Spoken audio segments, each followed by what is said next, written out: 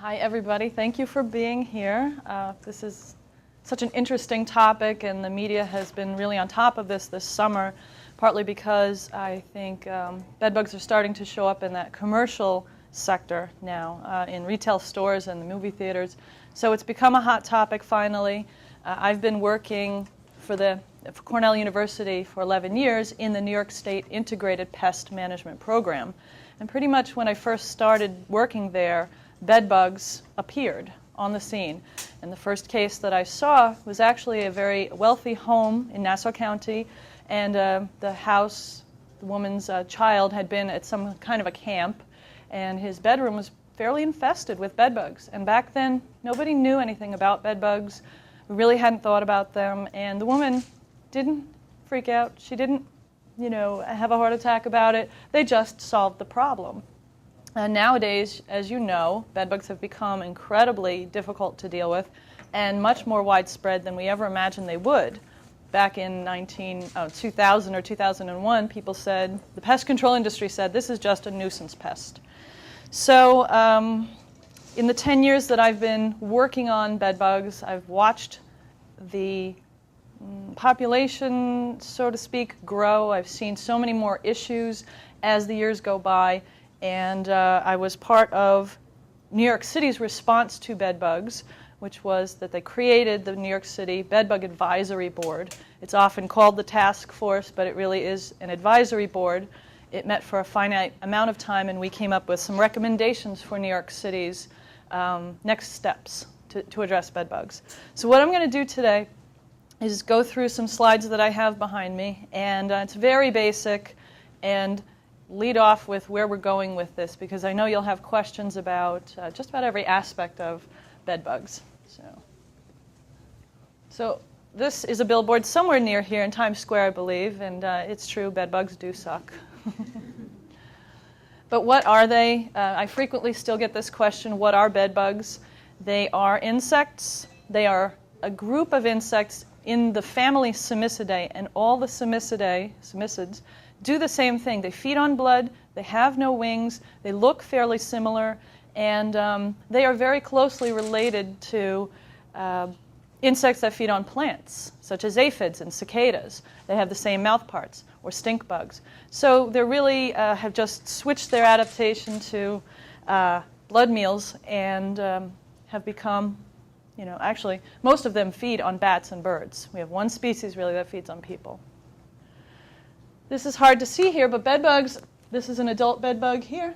That's a sesame seed, poppy seed, and that's a young bedbug. They're visible. The myth that I see a lot is that bedbugs are invisible. They are only invisible because of the way they hide. But you can see here that they are large enough to be seen with the naked eye. This is often the first sign that people will see. I'm sort of reiterating because all these pieces of information are out there already, but the small fecal spots that bedbugs leave behind are their telltale sign. And bedbugs feed only on blood the same way mosquitoes do. This is another picture. It's a little hard to see, but there's a stylet here where they feed on blood, and their mouth parts sort of push back, and they feed like mosquitoes do. Okay. They don't carry disease, but we're starting to recognize that they have long-term health effects and negative health effects. And the long-term health effects tend to be with anxiety, depression, fatigue, and the financial losses and all the stress that go along with those things. That's mental health. Mental health is definitely a part of physical health. And although someone may end up with scars or a skin infection, the mental health issue is much more widespread than we have acknowledged to this point. Rarely they cause asthma, and they trigger asthma and cause anemia. And we have seen in modern days severe cases of bedbugs that had resulted in an anemic patient. Now, these are just some of the little places where you might find bedbugs, some examples of where they hide. This is the screw hole of it underneath an office chair, in fact. So it's plastic and metal. The myth is that they don't like plastic or metal, but they do. This is the tab of a dictionary. You can't really see it that well, but there are bedbugs hiding in that tab of the dictionary. This is obviously just a screw underneath a piece of wooden furniture, and the other picture is part of a headboard. The biggest question I get is why? Why are bedbugs back? What has made them come back? And people have all sorts of theories, and they bounce their theories off me. The truth is we're not quite sure the real exact reason. We have a lot of ideas. There have been most definitely changes in other types of pest management. We don't use sprays as often for cockroaches and ants, particularly in the home. This is what's called integrated pest management. We have moved to the reliance on baits and other kinds of measures to deal with cockroaches and ants, which are two of the most common household pests. And other types of insecticides have been banned. We have taken a lot of things off the market, ironically about 10 years ago. So there's a theory that some of the other pesticides that were taken off the market because of children's health may have been keeping bedbugs under control for this time. There is certainly a lack of knowledge and experience of dealing with bedbugs. We're on a learning curve, and this year I think the curve soared because of the media's interest in bedbugs finally and the public's interest. You know, if you go into Victoria's Secret and you're concerned that you might have a bedbug somewhere in that lingerie, you're not going to go buy it. So it's a real press relations or public relations nightmare for companies, for hotels, for movie theaters. And people lack the experience, and they also have a lot of fear of this pest. There's been, so far, a lack of government involvement. New York City only took this issue on well, this report is dated April 2010. So in 2009, they realized that they had to do something. There's the idea that bedbugs never actually disappeared. We know that they have always been a problem in chickens or poultry operations, which usually makes people smile, really. But one of the things that bedbugs can feed on and thrive on, aside from humans, is chickens. So in poultry, in egg-laying farms, we do see bedbugs as one of the minor pests, but certainly one of the pests. And they may have been in the United States all along. And bottom line is that bedbugs are taboo. Nobody wants to talk about them. Nobody wants to admit if they have them. And we are trying to break that taboo. I think the media has done a fine job breaking the taboo by talking about it, simply talking about it. There are blogs out there about bedbugs. There are support groups out there with thousands of members about, you know, how do I do this? How do I get rid of bedbugs? So the taboo is starting to melt away. This is one simple graph, I guess, of the number of complaints that have come into the New York City Housing Preservation and Development, the 311 line that got routed to HPD. And this isn't even the most recent information. 2009 had something like 20,000, I'm not exactly sure, but even more bedbug complaints, more violations, and you can see that it's gone up steadily every year. So unless the pathways on which bedbugs are traveling through our communities and through the United States and around the world, really, unless these pathways are understood and really prevented, we're not going to be able to get rid of this problem.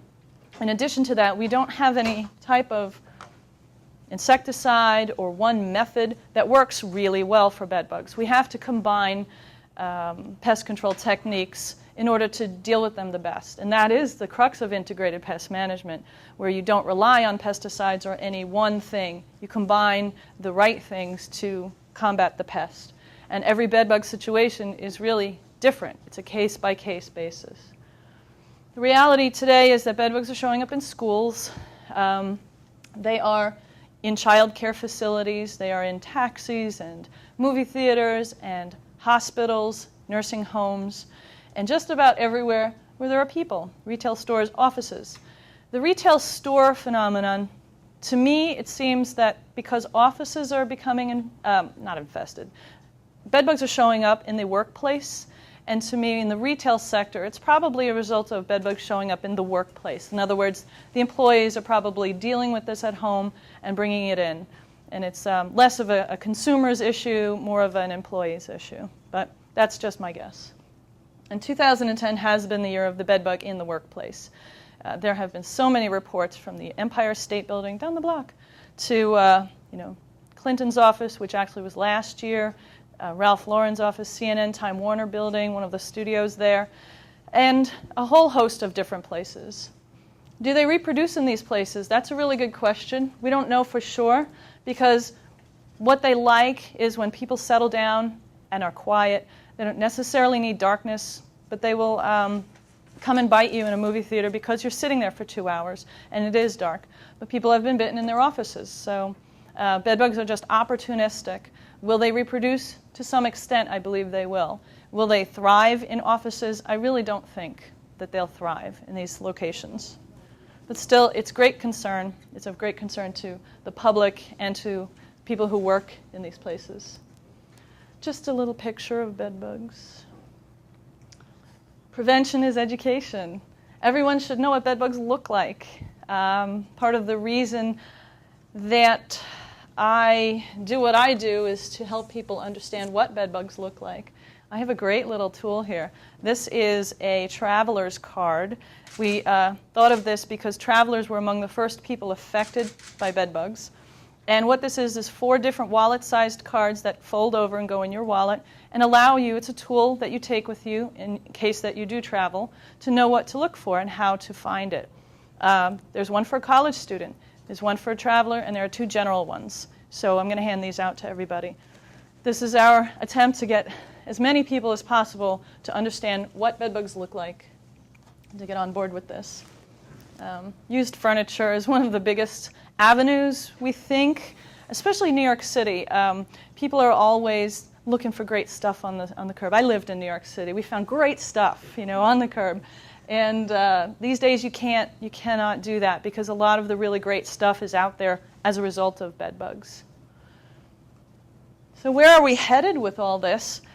In the past, the first cities that took bedbugs on as an issue were Toronto and then several cities in Ohio. For some reason, Ohio has 4 cities on the top 20 list for bedbug infestation. And so Toronto has the Bedbug Project. Ohio has a Central Ohio Task Force and a Cincinnati-Hamilton County Task Force. They had lots and lots of complaints, but they responded right away to it and to be proactive. Recently, New York City, with the announcement of these recommendations and their press release, New York City's Department of Health and Mental Hygiene has repurposed $500,000 from other parts of their budget to deal with bedbugs. And we're grateful to the city, to the commissioner of the health department, because it's a start. $500,000 is not going to go very far, but for the development of a bedbug portal, it will at least standardize all the bedbug information that is available, especially to the agencies. Almost every agency of New York City's government is dealing with bedbugs. That's including emergency services and consumer affairs and social services and the health services and every other aspect. They're all dealing with it. The EPA and the CDC recently made a joint statement that bedbugs are a pest of significant public health importance. This was one of the most important announcements that came out since this problem started, because it's providing an avenue for some funding. Again, EPA has provided $550,000, not that much money, but it's a start. And recognizing this as a public health pest has been a difficult thing to achieve.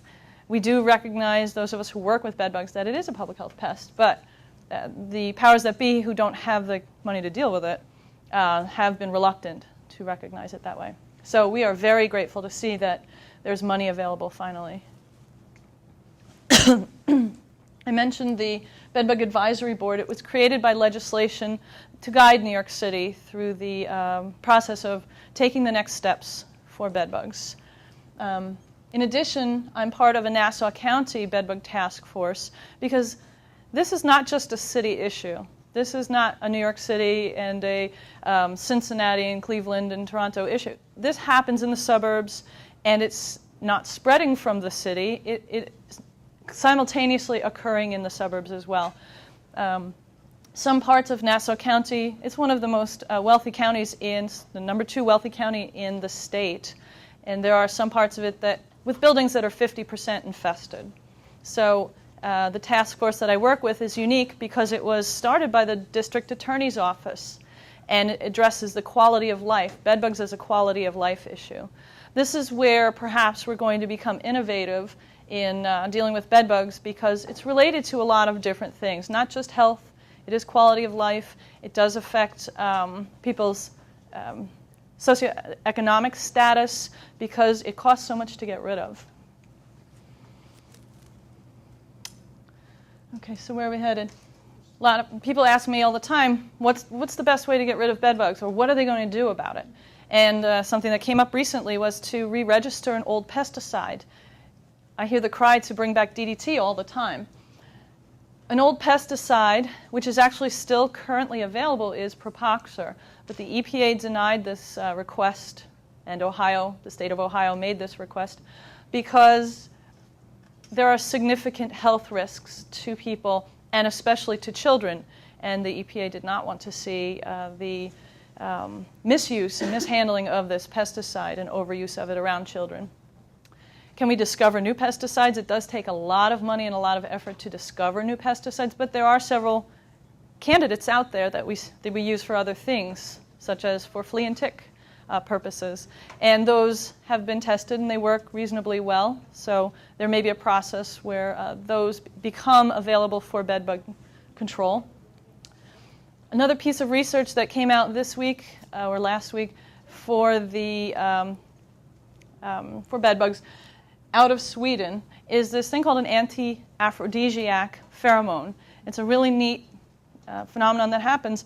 Male bedbugs indiscriminately try to mate with anyone around them, or any of the other bedbugs around them, and there is an alarm pheromone that the females and the juveniles secrete to say, hey, the other males and the juveniles secrete that say, not me, I'm not who you want. So the males will move on. And if you're not familiar with bedbug reproduction, they have a style of reproduction called traumatic insemination. And that is literally where the male stabs the female in the side of her body and injects a sperm packet. So if this does have a fitness cost, the females often get injured. But if a male does that to another male, that other male might die. And if a male does it to a juvenile bedbug, the juvenile bedbug might die. So it's in their interest to say, hey, have a way to say, back off. And this may be something where we twist bedbug biology to control them, if we can spray this out there, perhaps. So these kinds of little discoveries are probably the future of bedbug control, where we can take advantage of their vulnerabilities. Educating the public is probably the most important thing.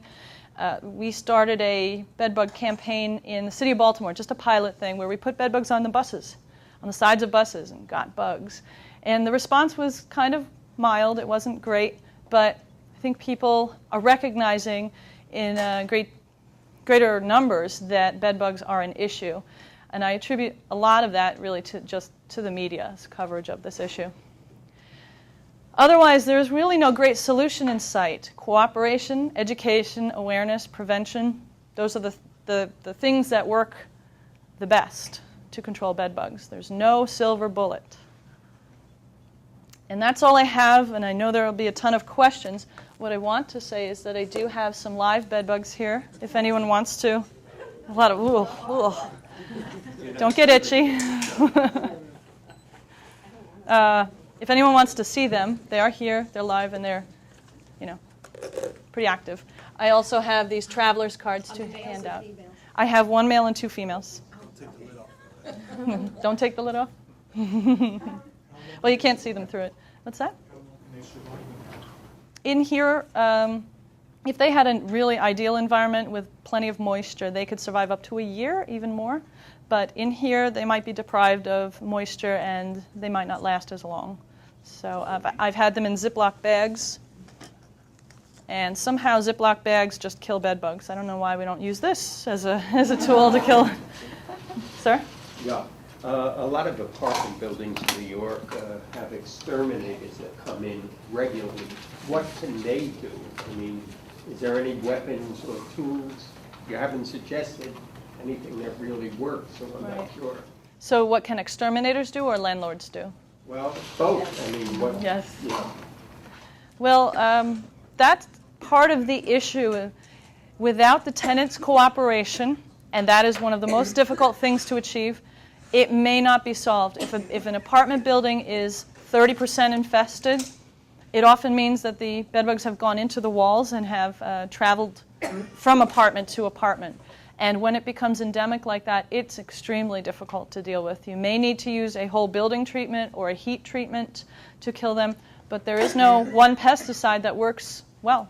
And that's why we're here today. There's really nothing then that There's a lot of things, but that is, they have to do a lot of things. They have to encourage everybody to reduce the clutter in their home and to clean like they've never cleaned before. And then using pesticides and using heat and all these varieties of tools we have out there, none of which works 100%. Ma'am? Ecologically speaking, how do bed bugs fit in?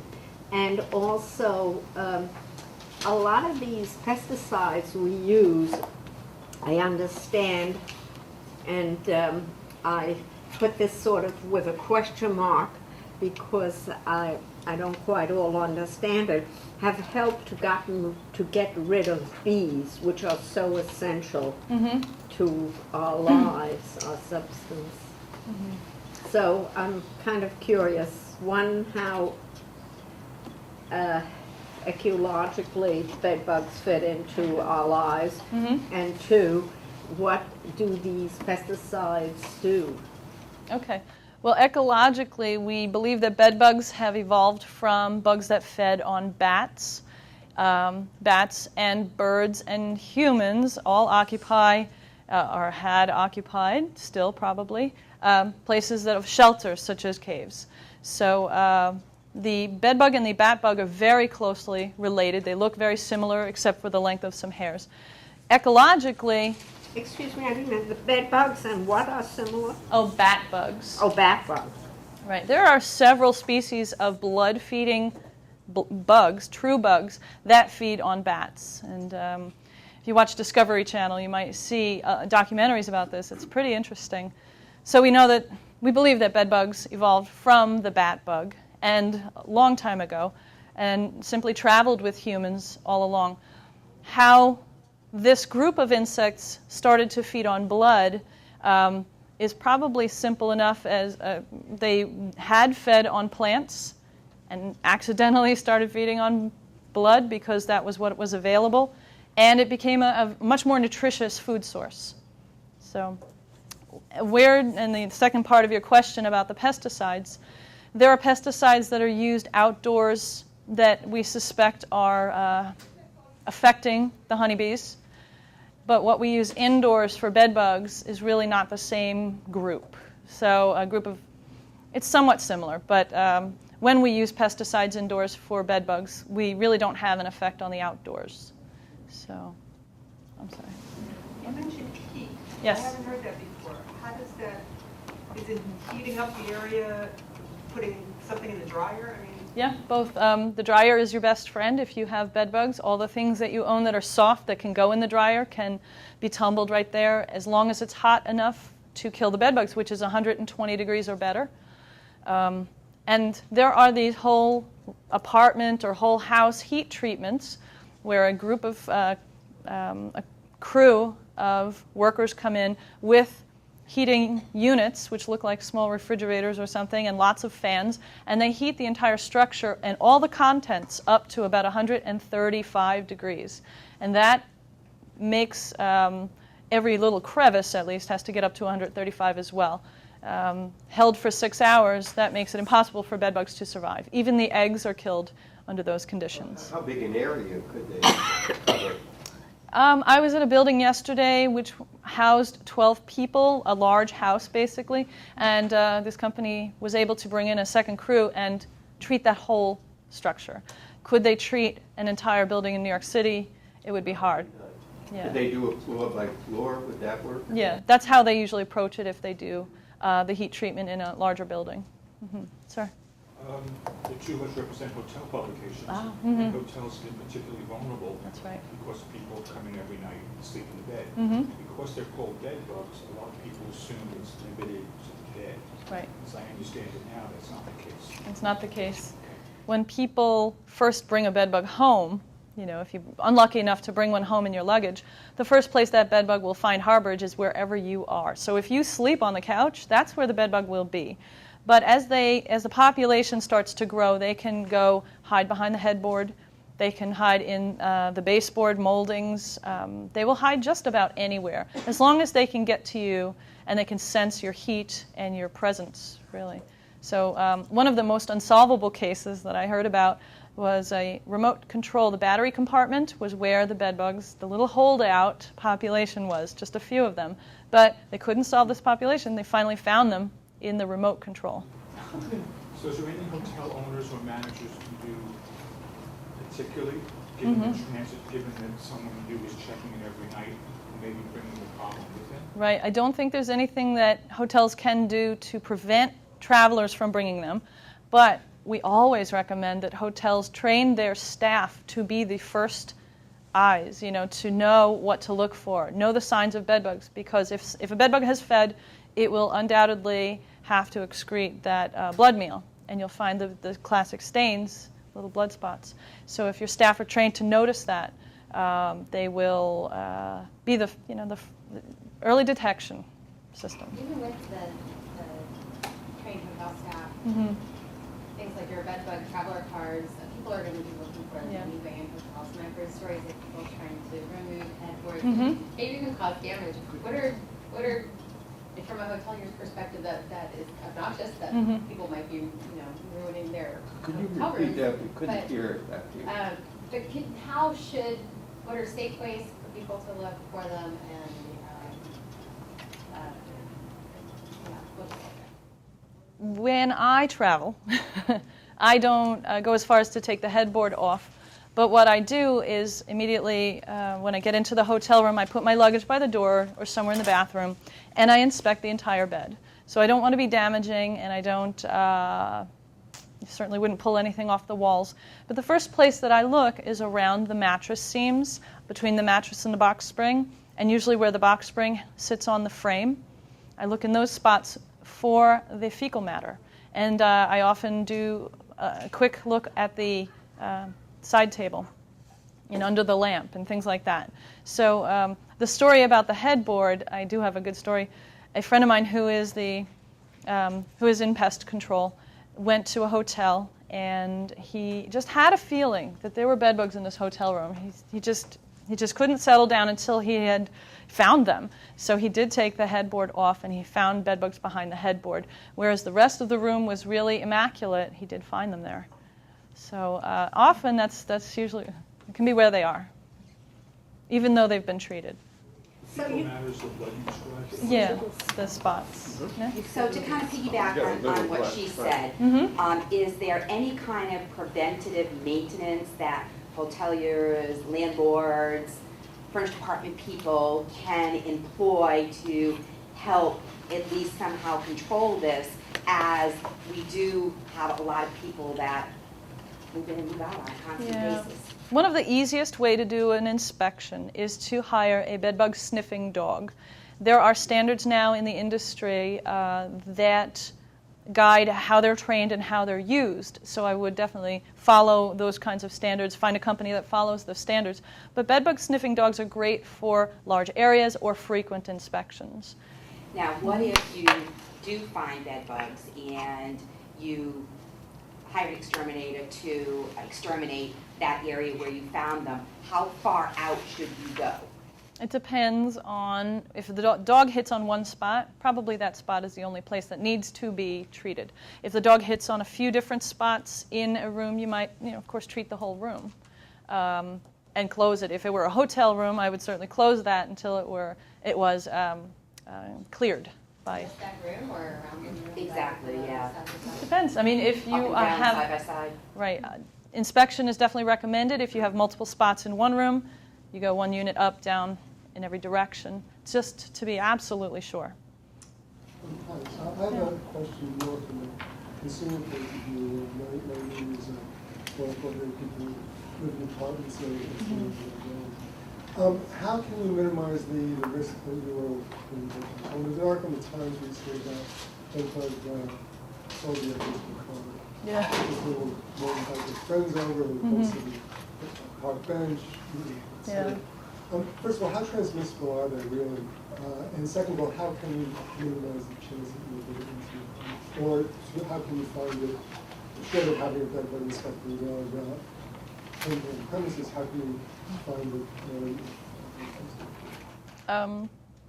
How can you avoid bringing bedbugs home? I don't know if there's one effective way to do that, because it could happen in this room, it could happen anywhere, really. I don't want to scare people, but it could happen anywhere. And the best remedy for that is to know what they look like. And only if you bring home and you can look at these, an adult female, that's the only one that's going to start an infestation in your home, is an adult female. She's very visible. So if you know what to look for and inspect yourself on a frequent basis, also paying attention to bites. If it's December and I got a mosquito bite, that's a little strange. I would suspect perhaps a bedbug instead. But knowledge, just super awareness, hypervigilance about it. That's different from the itch more than It's really quite variable among people. So you might have somebody who doesn't react at all, and you might have somebody who reacts very severely to it, to have blisters, and everything in between. So we don't have a standard reaction, and how it compares to mosquitoes is, they overlap. I think that early detection, early treatment is It is. really Yeah. That's right. Okay. I'm going to go around this way then. Yeah. I heard something talked about putting something in their luggage when they travel, that dogs or cats or something, some animal product is put into the bag. I can't remember what it was exactly. No. Actually, I kind of piggyback on hers. I've actually done a lot of research on this on the Yeah, web, yeah. of course. But they do have this spray now that you can spray on your luggage. And I was going to ask also how effective those are. If you're going into a room to inspect, you risk them hopping on you, your shoes or whatever. How effective are those sprays? Depends on what's in them. There are botanicals that may work to keep that one bedbug crawling across from going on your shoe, but will it kill the bedbug? They're not really tested. That's the problem. Is there a list of effective chemicals that do so? I mean, how do you know by looking at the label what works? You don't. You Absolutely would want to be sure that bedbugs are on the label of any product that you use.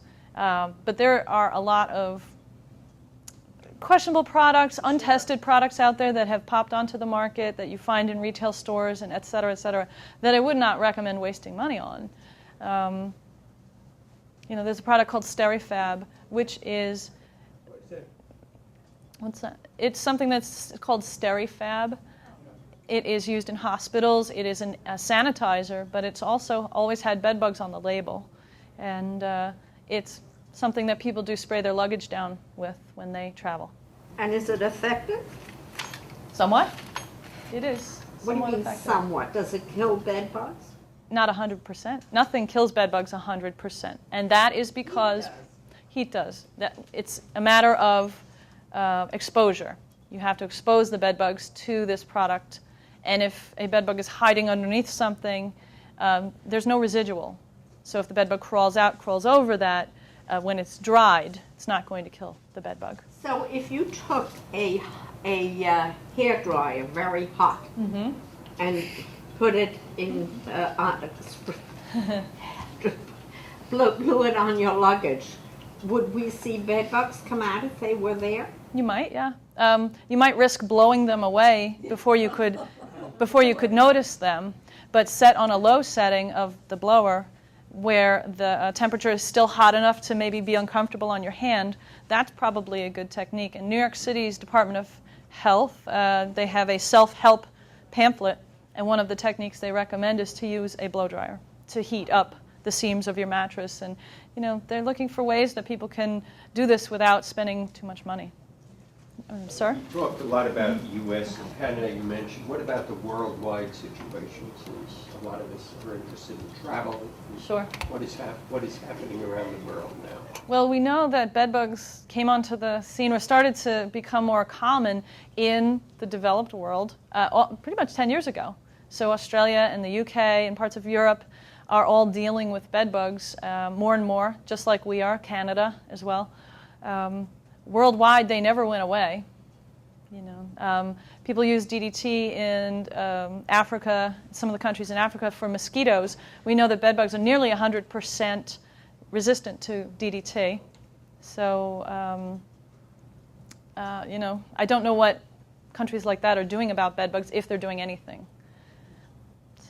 You mentioned the New York City Self-Help Program. How is it accessible? It's on the New York City Health Department's homepage. What are your thoughts on movie theaters, because it's been such a big concern? And new people are coming in with every Right. seat. What do you think movie theaters need to do, and what can consumers do in the meantime? It's a difficult thing. You can't inspect it very effectively. They're using the bedbug sniffing dogs on a regular basis, but if you have 5 shows in a movie theater on a Tuesday, how can you inspect after every show? I think we're all simply, it's like the flu. We have to be vigilant, and we have to protect ourselves and expect that you could encounter it anywhere. Do you recommend that people wear pants and socks? So I'm being realistic, actually, Yeah. but would that help? If you're worried about being bitten, that's the least of the concerns. If you're worried about bringing something home, it wouldn't matter if you wore pants or socks or anything, because you could bring them home on your coat, on your shorts, on your shoes. So, I'm sorry. Yeah. Do they only feed at night? No, they'll feed anytime that they have the opportunity to feed. Sir? Yeah, if you're traveling and you find bites, I think, and you're in an undeveloped area, what should one do? I mean, are there a series of steps to be taken? If you have access to a dryer, travelers often, will wash all their things, or dry them at least, before they hop a plane or come into their house or something like that. A dryer is one of the best, most effective things for anyone who travels, because soft luggage can be put in there, and anything that you carried probably can go into a dryer. Even wool, if you don't wash it, it can be dried. But there is also this thing called a pack-tight, and it is a small portable heating unit that will fit luggage. It's made to be large enough to fit the large piece of luggage. And a lot of travelers invest in the pack-tight because it's a little heating chamber, basically, for anything that might be at risk for bedbug exposure. It's really quite a brilliant little thing. You can put shoes in there, toys in there. $288 on Amazon.com, free shipping. That's right. But are there any health measures to take if you're in an undeveloped area? No? Not for bedbugs. No. But the thing is, something can melt. I mean, you said... It doesn't go that high. It doesn't really, I wouldn't put a candle in there or my makeup or anything. But your shoes won't melt. It only goes to about 140, I think, degrees. And plastic toys wouldn't melt. I don't think so. Sure. On the hotel side, are there any hotels in New York that you're aware of that are doing effective training of their staff? I don't know. I think the Statler Hotel at Cornell has been proactive about training staff and having seminars. But as far as local, in New York City hotels, I really don't have a lot of contact with anyone. So they might be, but I don't know. Graduates are all over the industry. Yeah, I know. And a lot of them have had a little bit of bedbug training from our program. One more question, which maybe outside your area of expertise, but hotel guest comes down to the front desk, claims he or she was bitten by a bedbug, and is going to sue the hotel. Do you have any comments on that vulnerability or that kind of liability? Well, if a bedbug has taken all reasonable, if a hotel they take every reasonable measure to make sure they can bite you. If a hotel has taken every reasonable measure to combat bedbugs and has a protocol in place, and has not been negligent and has not rented out a known to be infested room, the hotel probably doesn't have a lot of liability for that. Would somebody be successful in suing? Maybe for a little bit of pain and suffering or something like that. But the courts are still deciding a lot of this, and it does depend on the history of that hotel's reaction to bed bugs. Nearly every hotel's probably dealt with them by now and has a track record. Do you know of any legislation like in New York City in terms of apartment rentals or sales? If you know that an apartment in your building has had bed bugs, must you tell the prospective renter or buyer? There was recently the New York State, the governor signed the bill that required landlords in New York City to disclose whether in the past year there had been bed bugs in a new rental, or I think it's just a rental. I don't know if it applies to ownership. I think it's just if they ask to. You don't have to voluntarily. Oh, really? They're not smart enough to ask? Are there any major cases of cruise ships being invested? Yeah. Yes. They're not. Oh. They are. I mean, there are many cases of cruise ships. A few years ago, that was in the news. And, I think the useful thing about cruise ships is that they're probably easier to clean, sanitize each unit. It's probably a little easier than a regular hotel, perhaps a wooden structure hotel room. Ma'am? You mentioned that New York State has a law. What about the rest of the United States? Is this a popular law or just limited? It's a state law, and it is the first one of its kind, I believe. But other states are going to follow suit, I'm sure. It's rumored. Which of the recommendations have already been implemented? None so far. The New York City City Council Speaker, Christine Quinn, and Gail Brewer, who is a legislator, put out the press release on July 28th that said that they are going to follow X, Y, and Z recommendations. One of them is to create the Bedbug portal, and the next one I have it. Well, it's in their press release. They're not going. They don't state that they're going as far as to hire a bedbug czar, but they state that they will be organizing to help people combat bedbugs more efficiently, and training or providing resources to HPD and NYCHA, so that's private housing and public housing, to do better inspections. Do they know when that portal's going to? Are you part of that? You were just part of the Not yet. recommendations you made. Yeah. Okay. I don't know what they're doing about it. They're meeting. They have lots of meetings going on, but I don't know what they're doing, what their plans are yet. Is there anything else specific to New York City that either has played a role in why it's a problem, or anything else that needs to change in New York City? There's a lot. There are a lot of ways that bedbugs get spread around. One of the illegal activities that happens that really is hard to control is the scavenging of mattresses from the curb. As you saw that van in the picture, that's a true picture from a colleague of mine, Ray Lopez, who helped write this report. He took a photograph of the scavengers taking mattresses. They take them to refurbishers. There are no guidelines yet from the state about refurbishing, sanitizing mattresses to be refurbished. So they can do anything they want with these, and you often find bedbugs in refurbished mattresses. That's been in the news. So that's one thing. The Department of Sanitation needs a better way to prevent that from happening, to prevent things from being taken from the curb. It's illegal. Once it's on the curb, it is Department of Sanitation's property. That would be a great step, but it's really difficult. Whose responsibility is it to implement this? Is it? It became the City Health Department and the Housing Preservation and Development Department. So it's in their hands now? Yeah, as a coalition. They're working together.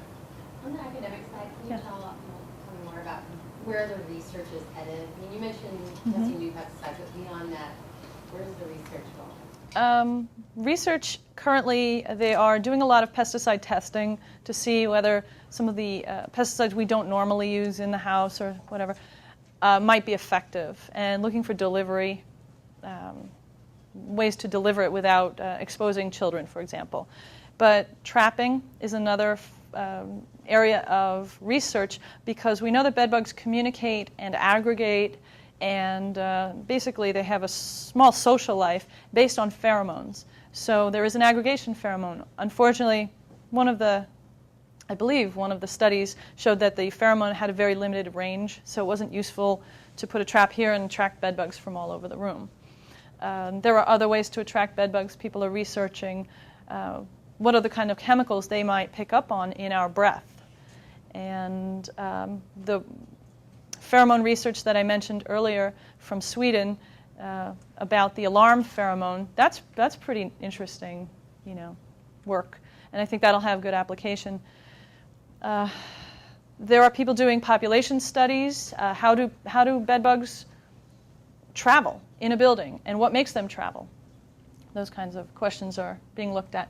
But truthfully, there's not a lot of money for research at this time. So they are pulling together, robbing from Peter to pay Paul, sort of, to get the research accomplished. Do you expect more private sector donations for research, like hotels that are worried about it? Not really. It never really happens. Well, do you have a question? Yeah. Maybe this is not completely your area of expertise since you're not like a clinical researcher necessarily, but I heard that there are some findings about, because bedbugs can't transmit disease, right? But Right. they take it in and then they just kind of get rid of it inside themselves, and so that's why they don't, when they bite someone else, they don't spread it. Right. Could that, what implications does that have, beyond, when it comes to stopping the spread of other diseases, like HIV or something? Do you know of any research being done with that? Or No. That'll be in the future, maybe. Okay. We do know that it takes a long time for a disease to evolve with its host, with its vector, to be able to transfer to the host. It has to, in the case of mosquitoes and some of the other bloodborne illnesses carried by bugs, those organisms have to get into the salivary glands to be transferred back into a host.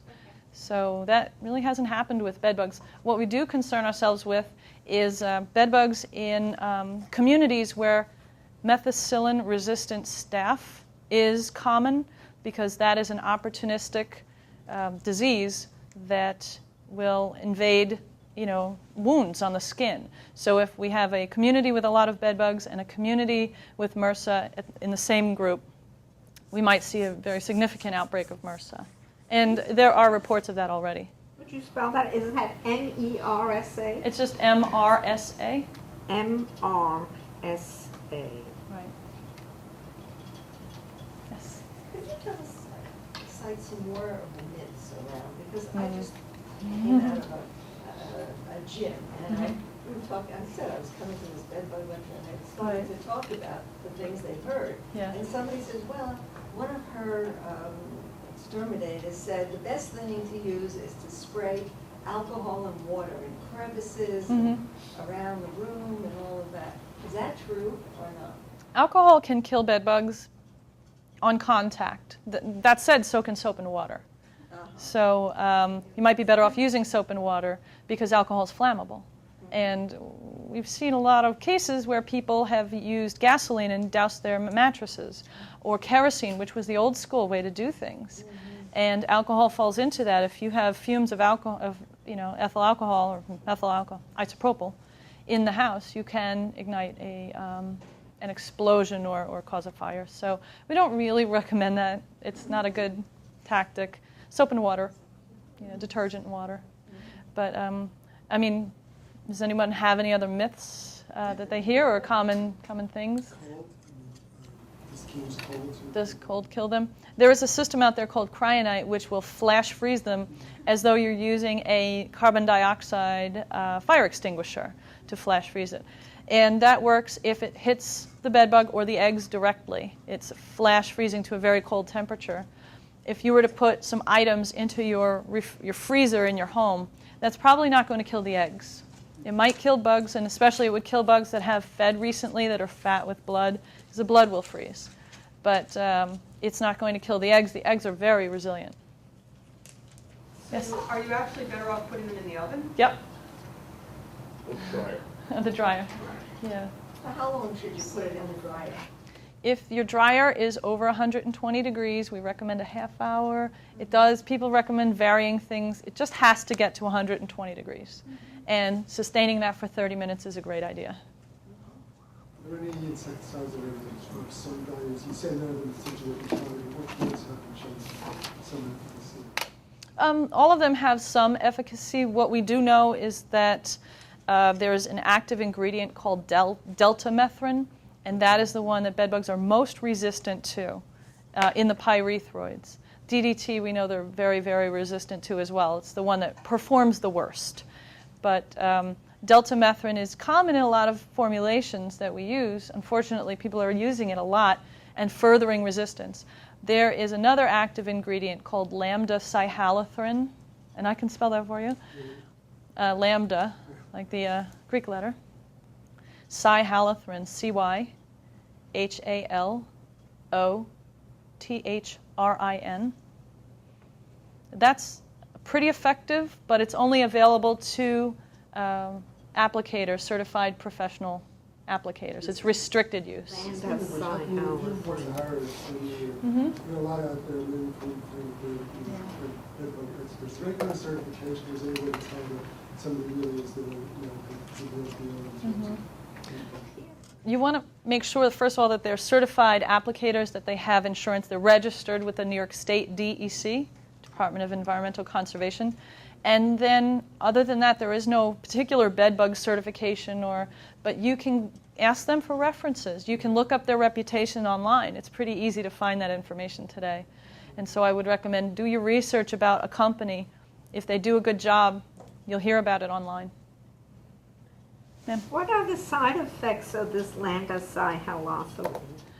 The side effects could be significant if you are directly exposed to it. The pyrethroids tend to cause sort of the headache, twitchiness, and worst case scenario, vomiting, that kind of thing. So you wouldn't want to be exposed to it directly. That type of product would be something used in cracks and crevices around a room, not on the mattress, not on sleeping areas, and certainly I would never use something like that around my kids. Yes? You guys put out this report in April with this really long list of recommendations, but what are your thoughts on what's happened so far? The city's response to it, or the receptiveness or not? My thoughts. Well, since I work with the city still, I understand that they have a lot of issues on hand right now. West Nile virus being one of them, rodents being another one of them in the summer. So they're working to pull some money together. I thought that was remarkable. I don't know what their plans are at this moment for the report, and I do know that they only have the capacity to implement maybe one or two of our recommendations. My hope is that the city will look to implement all the rest of these recommendations over time. But how do I feel about them? I know it takes time to pull these things together. So, Ma'am?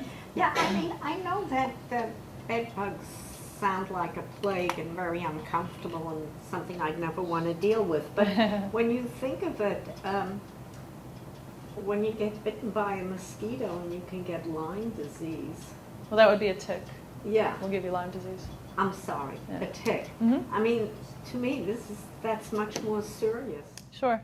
It is because bedbugs don't vector disease, that has placed them lower on the sort of scale with health departments.